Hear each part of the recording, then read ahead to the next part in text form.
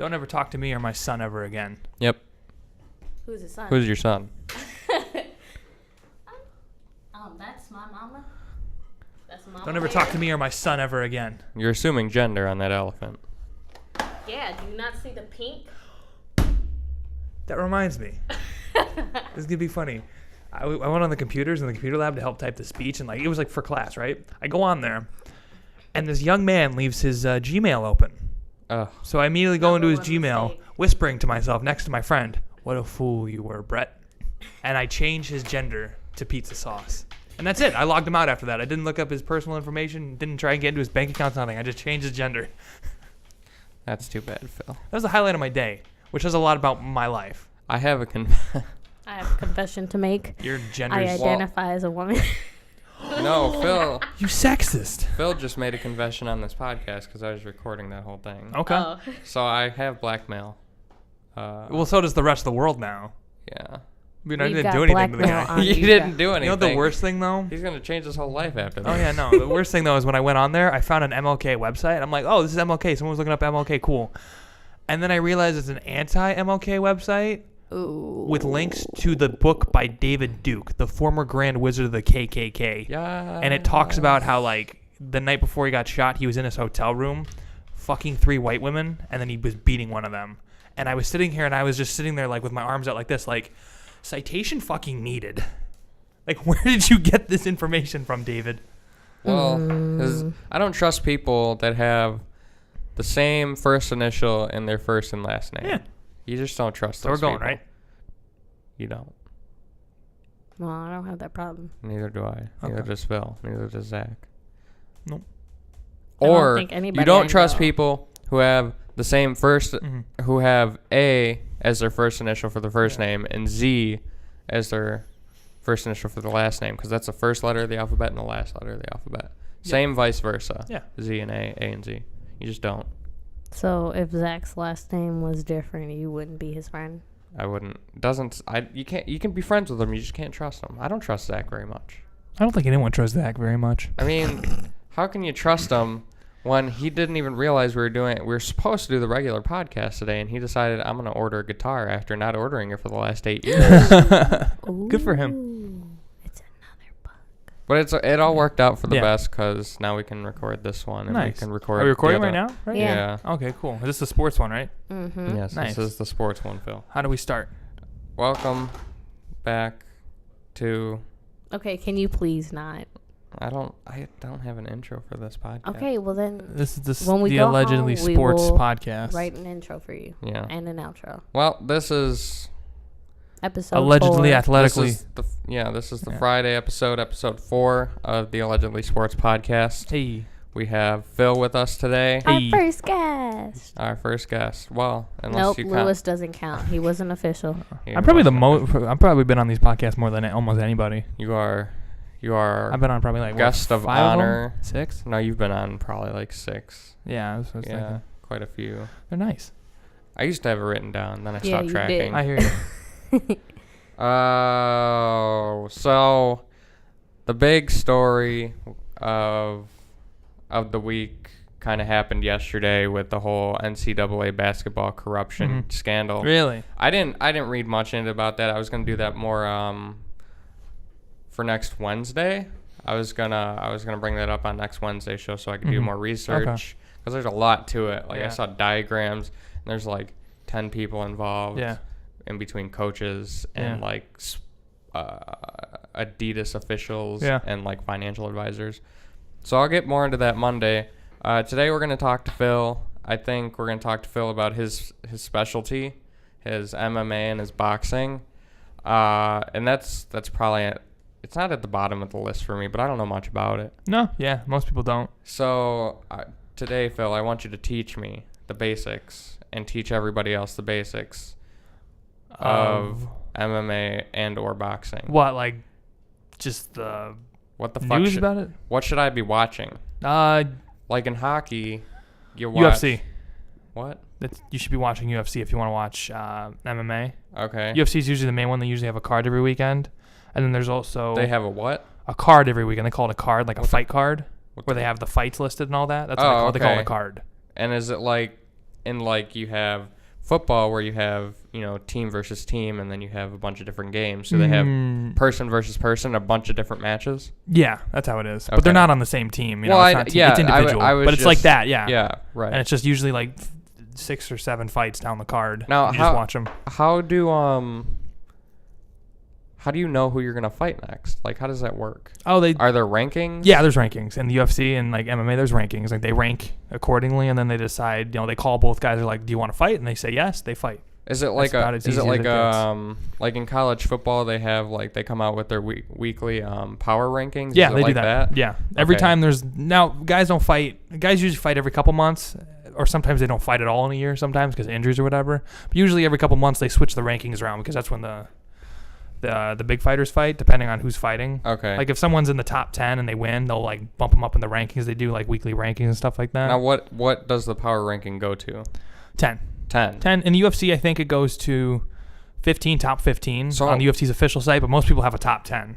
Usually. But there's got to be more than 10 people, right? Absolutely. And so if you don't make the top 10, you don't fight? No, you do fight.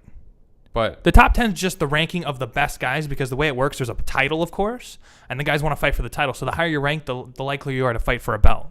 Okay, so... It also establishes you because if you're in the top 10, you're an elite fighter because you're beating the best guys. So you're also going to want to be there because then you're technically you'll be making more money. Right. You'll be having more sponsorship, more TV. They can promote you better. They can say this guy's top 5 in the world at the welterweight, whatever weight class. You don't make like a salary. You just make whatever you make based on each fight. Yeah. Okay. They like set, you're going to make, the way it works in MMA, there's usually a show up bonus. So you show up to fight, there's a win bonus. So a guy shows up, $50,000. He wins, he gets another $50,000. So he walks away with $100,000. Okay. If he loses, he only walks away with 50. And then they also have bonuses depending on how well you perform and stuff like that.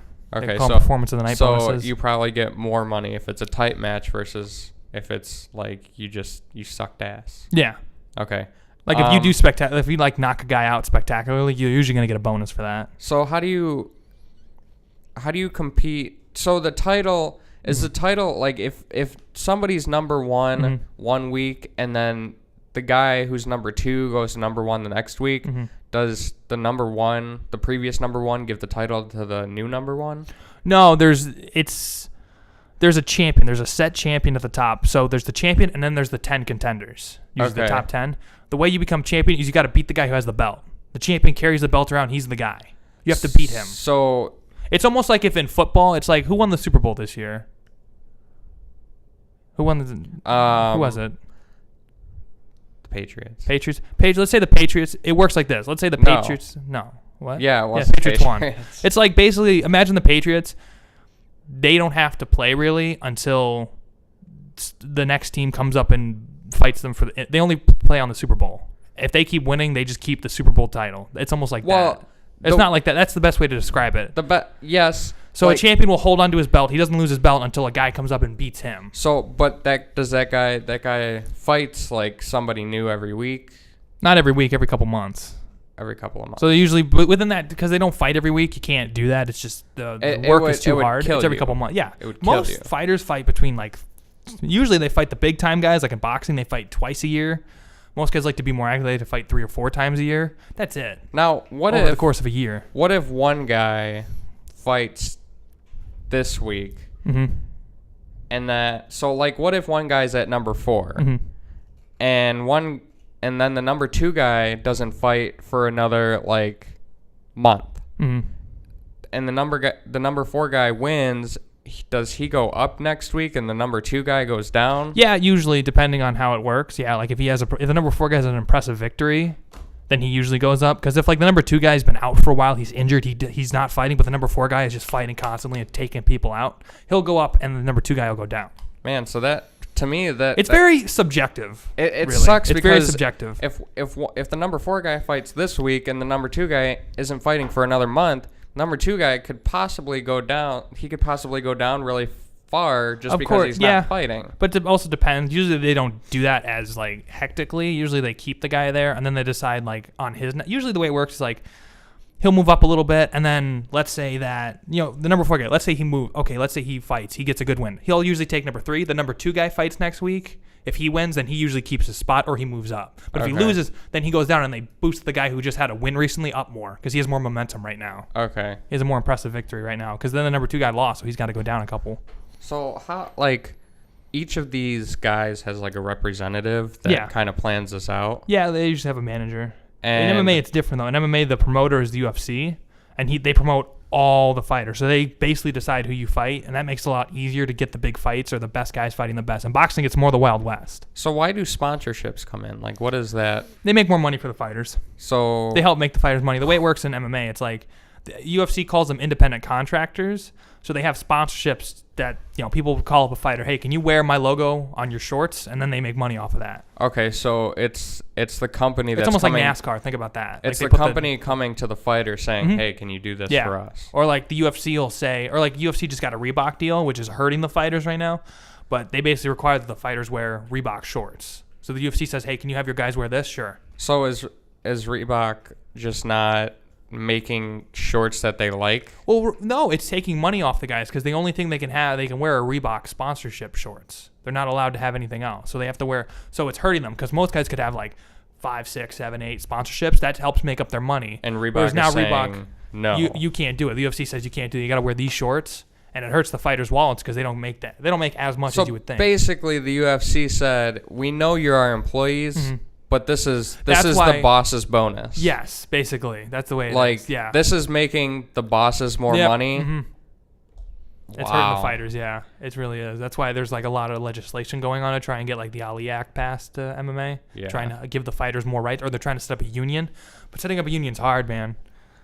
I'm surprised because like MMA and UFC don't have a union at all? No, there's no union. They tried to start one earlier this year, and that completely just fell apart because the UFC is just so powerful that they can stop a lot of things in Congress trying to go through, or they can like really overpower some of these unions. Like they had this really powerful one that had a lot of current fighters and ex-fighters, like great champions on there. The UFC kind of came down on a couple of their guys, and they kind of all went, oh, yeah, I'm not a part of that. Because no one wants to join a union because it's going to hurt the UFC, obviously. It's going to help the fighter, but it's going to hurt them. You don't want to do that because then you're technically pissing off your boss. Right. And they might screw you over. Well, that's really strange. And I know they're individual, like they're individual people. Yeah.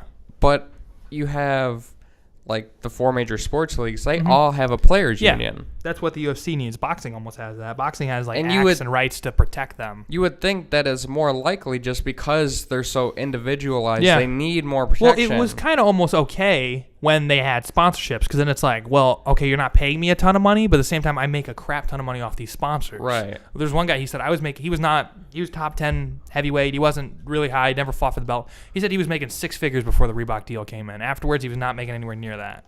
So he's making 6 figures a fight. God, that's shitty. Yeah. Does anybody like Dana White? No.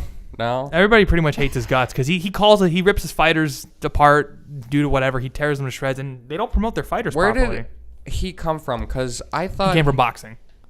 I thought he was a guy who was like... I might have him mixed up with somebody else, but I thought he was like... He had like a journalist background. No. He came from boxing. He's trying to be a boxing promoter. And then that didn't work out. And then his buddies bought this thing called the UFC that was really young and he wasn't making a whole lot of money. And this purchase just happened in recent, right? Yes. MMA has only been around. UFC's only been around since 1993. Right. It's less than 30 years old. It's very young, but already it's exploded. So in the early 2000s, this company called Zuffa bought them. And there were these guys called the Fertitta brothers. They bought it. They started building up. Dana White was there. Dana White helped make UFC a big name, and now they're huge. They're global now.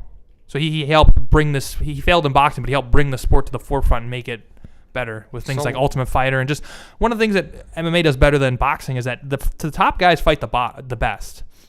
MMA fans are really spoiled because you get to see the number 1 guy fight the number 2 guy. You get to see the number 3 guy fight the number 4 guy. Yeah. In boxing, you never get that. That's why like this year has been such a banner year for boxing. They're like, everyone's fighting the best. Well, guess what? In MMA, you see that every year. They always fight the top guys. They always fight each other. So the difference between boxing and MMA, besides the gloves, of course.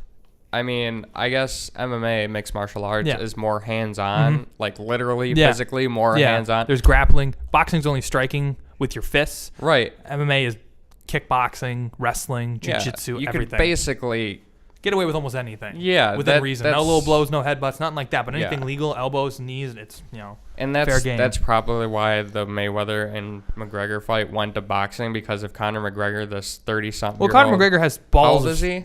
29. Okay, so if 29-year-old McGregor went after 50-year-old Floyd Mayweather, despite his physique, at 50, Conor McGregor would probably take his old ass down. Even if Floyd was 20 years old and he was a boxer going to MMA, he was still getting completely ripped to shreds. Probably. Even if they did a kickboxing match, I could not see Floyd Mayweather defending a kick from Conor McGregor at any age. He would get lit up. Yeah. Which is why, when you think about it, the fight, whether it went to boxing or MMA, was going to probably be won. I think Conor had a better chance of winning in boxing than Floyd does in MMA, though. Oh, yeah, totally. I think the MMA striking is just different from the boxing striking because there's so many things you do differently with that. Especially with those big gloves, you're able to protect yourself more. Where in MMA, you can't just cover up your face with your gloves and protect yourself. You got to move your head. And you don't think it's 4 ounces. 4 ounces, you get hit, you're pretty much done. Oh, yeah. And the weight classes. There's different weight classes in MMA? Yes. UFC? Yeah, and boxing. Okay. And how many? Are there a certain number amount? 8 male. I think there's 8 male weight classes, and there's 4 women's weight classes in MMA. So there's a lot less weight classes. And in boxing, there are 17. Holy crap! Yeah, that's one of the reasons why people don't like boxing, because it's so many weight classes. It's so like convoluted.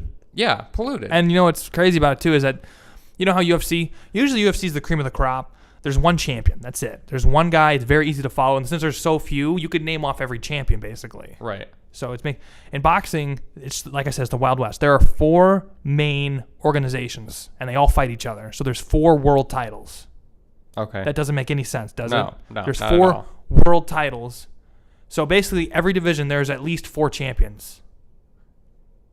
And how many divisions are there? 17. That's what makes it so hard for a casual. That's what makes it so hard for a casual to get in, because there's so many weight classes, and then there's so many belts. You don't know which one's the best, and they don't fight each other. They try to avoid each other. Some guys will grab a belt, they'll just sit off on their own and just defend their title, and before you know it, they have a record or something like that. So there's 68 champions. Yes.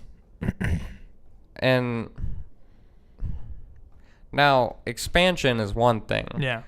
But letting the whole world basically fight, yeah. Yeah. Well, the weight classes were there to protect people from bad weight cuts, so that way, because when you cut a lot of weight, you also get rid of the fluid in your brain. And when you're a boxer, that's bad, because then your brain can't take trauma as easily. So they tried to cut that. But here's my opinion on that. And they've been trying to get more weight classes in MMA too to protect that. Here's my opinion though. No matter what, guys are going to cut weight. If you make a division in between 2 more, a guy that's a little bit bigger is going to say, okay, I can drain a little bit more weight and get down to that division, and then I'm going to be the big guy in that division. Yeah. So it's not going to matter. You just have to tell people stop cutting weight. You have to just sit them down and say, listen, just fight your natural weight. We'll figure something out, but it's going to be like that. Why do they have such low weight classes? What do you mean? Like, if you're going to have 17 weight classes? Yeah, in boxing, yeah. If you're going to have 17 weight classes, why are people trying to cut so much weight if there's so many, shouldn't they be able to get to the closest one? They can. Some guys do fight around it, and especially in the lower weight classes, there's a lot of them. There's a lot more to help the smaller guys find their right size and shape and stuff like that. But overall, I think guys still cut massive amounts of weight no matter what. Yeah. I mean, you grow out of the division. And the thing is, in the lighter weight divisions, some of them are only like 3 to 6 pounds apart. And that does make a difference, but it's just like, why is that 3 pound difference there? It's the most useless thing. And they go all the way down to like 108 or like 99 pounds. It's like, no one's going to know this. No. I don't know anybody down there. I don't know all the boxing champions. I watched a bit of boxing. I couldn't tell you anybody south of probably 112 pounds. Right. Maybe not even that. That's crazy, though. That's pretty low. Yeah. I mean, it makes sense. There's smaller guys, of course, but like at some point you just got to say, what is this? Right. It's just so confusing. But again, some guys aren't there to be on TV and make money. They're just there to fight, but still, it's confusing to the casual fan. Do you think boxing is going out? It's hard to say, because boxing's had a great year. There were 90,000 people in London in Wembley Stadium for this big heavyweight fight that happened between Anthony Joshua and Vladimir Klitschko. They just had a massive fight about 2 weeks ago or a week ago. Golovkin versus Canelo. Yeah. So they're having a good year now, but overall, I feel like they should be phased out because it's just so corrupt in boxing. And the UFC is corrupt too, as I just stated with the UFC stuff. But at least when I pay for a UFC card, I basically know someone's going to get a fair shake. In boxing, you don't get that. Yep. In boxing, it's so corrupt. Like I literally watched a fight earlier this year between Andre Ward and Sergey Kovalev. It was the second fight in June. He was hitting Kovalev low with low blows the whole fight. The referee did not do a thing. He hurts Kovalev. He hits him 3 times, clear as day, in the balls, and the ref just stops the fight on the first almost knockdown. You know, that never happens in boxing. It's clear corruption. And everybody said that, and everybody tried to defend it. It's like, that's corruption. Yeah. And then last week with the Golovkin-Canelo card, Golovkin clearly won. They gave him a draw. And every single fight Canelo is in Las Vegas, when it's a close fight, he gets some crazy scorecard that's completely out of whack. You know, he wins an insane amount. It's a 7-5 fight, okay? That's 7 rounds to 5. He somehow wins 10 rounds on a scorecard, 11 rounds on a scorecard, all 12 rounds on a scorecard. It doesn't matter. It makes no sense. So clearly there's something going on. And even guys in the media say, we're not willing to call guys out because we don't want to lose our press credentials. Right, this is our job. We're worried to lose our jobs. That's the fear. Yeah, and they say that. A lot of them talk about that. I want to talk about that more. Yeah, my computer's already at 2%. Okay. I forgot to mention this is probably going to be a short podcast, a little shorter, just because I forgot to charge my computer. So you were so ready to blame it on me. No. So we're gonna end it there, but I definitely want to talk about this more. Like, very interesting. You know your shit. Thank you. Thank you for coming on today. All right, no worries. For the short amount of time. Do a special one next week, maybe. Who knows? Yeah. Well, we do it 2 times a week, so okay. you can come on anytime. Cool. All right. Thanks. Yep. Bye.